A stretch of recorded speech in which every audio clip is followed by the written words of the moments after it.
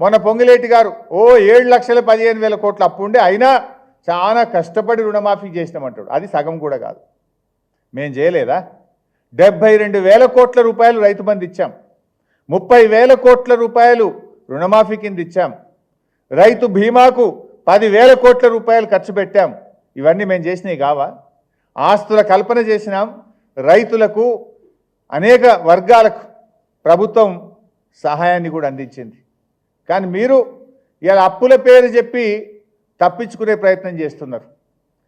నిన్న కేంద్ర ఆర్థిక మంత్రిని కలిసిన తర్వాత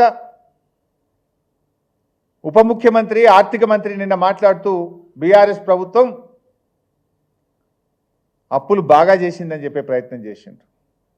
నేను ఆ వివరాలన్నీ కూడా చెప్పిన. కరోనా వల్ల కేంద్రమే కొన్ని సందర్భాల్లో అప్పు తీసుకోండి, క్యాపిటల్ ఎక్స్పెండిచర్ చేయమని చెప్పిన విషయాన్ని చెప్పిన.